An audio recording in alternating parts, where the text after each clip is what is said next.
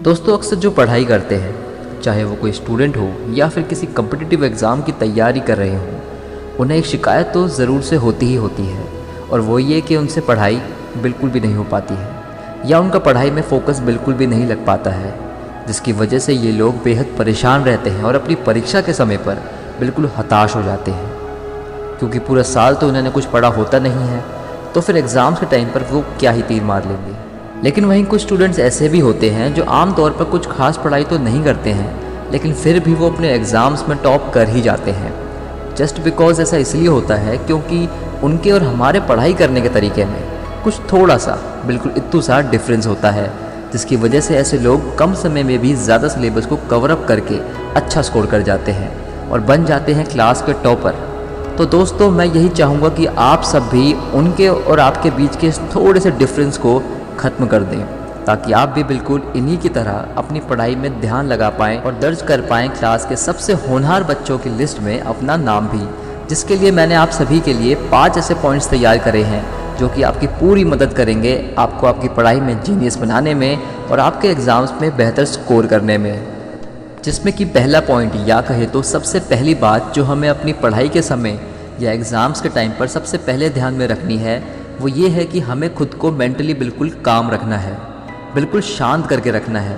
कोई किसी बात की टेंशन बिल्कुल नहीं लेनी है और ना ही ये सोचना है कि पढ़ाई कितना मुश्किल काम है, मुझे तो कुछ समझ में भी नहीं आता है।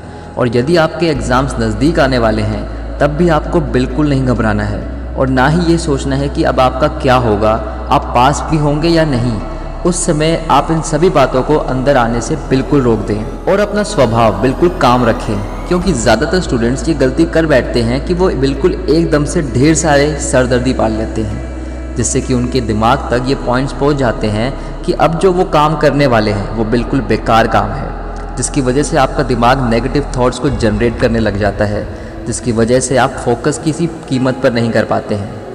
अब खुद को मेंटली शांत करने के बाद आपको ये एनालाइज करना है कि आपके पास पढ़ने के लिए कितने सब्जेक्ट्स हैं और कितना समय आपके पास बचा है एग्ज़ाम्स तक का।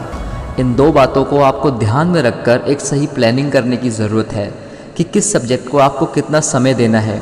अगर आपके पास कोई ऐसा सब्जेक्ट है जो आपको हार्ड लगता है तो उसको पढ़ना सबसे पहले शुरू करें और उस पर ज़्यादा समय भी दें, और इसी तरह बाकी सब्जेक्ट्स के लिए भी उनका टाइम सेट कर लें।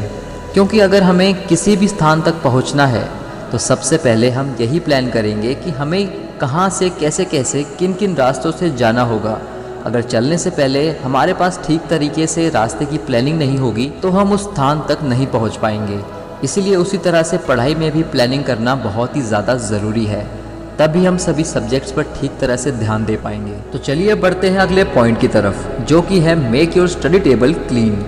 दोस्तों अक्सर ये देखा जाता है कि स्टूडेंट्स स्टडी के टाइम पर या फिर एग्ज़ाम्स की तैयारी करते वक्त अपने स्टडी टेबल पर काफ़ी सारी बुक्स नोटबुक्स का भंडार लगा कर रख देते हैं, जिससे कि उनका स्टडी टेबल काफ़ी मैसी सा लगने लग जाता है।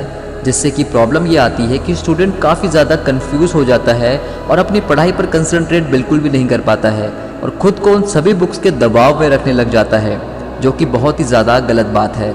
हम जब भी पढ़ने बैठें तब हमारे पास कम से कम बुक्स होनी चाहिए, यानी कि एक सब्जेक्ट बुक जिसको आप पढ़ने वाले हो और दूसरी एक नोटबुक जिस पर आप पढ़ा हुआ लिख सकते हैं। बस इनके सिवा और कुछ भी नहीं होना चाहिए। जबकि काफ़ी सारे स्टूडेंट्स कई तरह की एक्स्ट्रा बुक्स भी खरीद लेते हैं, जिनसे भी उन पर डबल प्रेशर पड़ता है और जिसका परिणाम ये मिलता है कि वो दोनों बुक्स में से किसी एक बुक को भी अच्छी तरह से नहीं पढ़ पाते हैं और काफ़ी ज़्यादा परेशान हो जाते हैं। इसलिए जब भी अपने टेबल पर पढ़ाई के लिए बैठो तो उस पर से सभी फालतू की एक्स्ट्रा चीज़ें हटा दें और सिर्फ काम की चीज़ें ही रखें। अब अपने स्टडी टेबल को क्लीन रख कर पढ़ने बैठने के बाद अगली बात हमें जो ध्यान देनी है वो है focus only on main topics and important questions. दोस्तों अगर आपके एग्ज़ाम्स बेहद करीब आ चुके हैं, यानी कि आपके एग्ज़ाम्स में 4-5 दिन ही या फिर केवल हफ्ता भर ही बचा हो, तो पूरी की पूरी बुक पढ़ने की जगह हमें सिर्फ उस सब्जेक्ट के मेन टॉपिक्स और इम्पॉर्टेंट क्वेश्चंस पर ही ध्यान देना चाहिए, जो कि आपको कम समय में भी बेहतर स्कोर करने में काफ़ी ज़्यादा मददगार साबित होगा। और जब आप मेन टॉपिक्स और क्वेश्चंस को कवर अप करेंगे तो इससे आप स्ट्रेस फ्री भी महसूस करेंगे। लेकिन मैं आपको यही एडवाइस दूंगा कि आप पहले से ही अपने एग्ज़ाम्स की तैयारी करके रखें। ये चीज़ आप तभी अपनाएं जब आपके एग्ज़ाम्स बिल्कुल ही करीब आ चुके हैं। आपको मैंने अब तक 4 पॉइंट्स अच्छी तरह से समझा दिए हैं, जिन्हें अपनाकर आप अपने हर सब्जेक्ट को अच्छी तरह से समझ सकते हैं और अपने एग्ज़ाम्स में अच्छे मार्क्स लेकर टॉप भी कर सकते हैं। लेकिन अब ये जो पॉइंट है वो पढ़ाई करने का सबसे बेस्ट मेथड माना जाता है और इसी मेथड से आप हर टॉपिक को अच्छे से अपने दिमाग में बिठा भी सकते हैं। और वो मेथड ये है, understand the topic and then recall it. अक्सर हम कहते हैं कि हमें इस टॉपिक को पढ़ना है, तभी हम एग्ज़ाम में अच्छे मार्क्स से पास हो पाएंगे। लेकिन मेरा ये कहना है कि ऐसा बोलना हमारे लिए बिल्कुल ही गलत हो जाता है, क्योंकि बचपन से ही हमारे दिमाग में पढ़ाई का मतलब बोरियत यानी कि एक गलत धारणा बनी हुई है। और यही एक कारण है कि पढ़ाई का नाम सुनते ही हमें अक्सर नींद आने लग जाती है। इसीलिए जब भी आप पढ़ने के लिए बैठो, खुद से ये मत कहो कि मुझे ये टॉपिक पढ़ना है या ये सब्जेक्ट पढ़ना है। खुद से कहो कि मुझे इस टॉपिक को समझना है, और जैसे ही आपका माइंड आपके इस सिग्नल को कैच करेगा, वो ऑटोमेटिकली आपको उस सब्जेक्ट को या फिर उस सब्जेक्ट को पढ़ने के लिए पॉजिटिव सिग्नल्स भेजना चालू कर देगा, जिससे कि आप किसी भी टॉपिक को काफ़ी अच्छी तरह से अपने माइंड में बैठा भी सकते हैं। अब इसके बाद काफ़ी लोगों की ये शिकायतें भी होती हैं कि उन्हें सब चीज़ें समझ तो आ जाती हैं, लेकिन बाद में वो भूल जाते हैं। उसके लिए आपको उस सब्जेक्ट को या उस टॉपिक को जो आपने समझा है उसे रिकॉल करना है, यानी कि आप कॉन्सेप्ट समझने के बाद ऐसे रिकॉल करें जैसे आप उस कॉन्सेप्ट को किसी दूसरे पर्सन को समझा रहे हो, और उसे बोल बोल कर रिकॉल करें। ऐसा करने से वो कॉन्सेप्ट आपको अच्छी तरह से दिमाग में बैठ जाएगा और आप उसे अच्छी तरह एग्ज़ाम में लिख भी सकते हैं।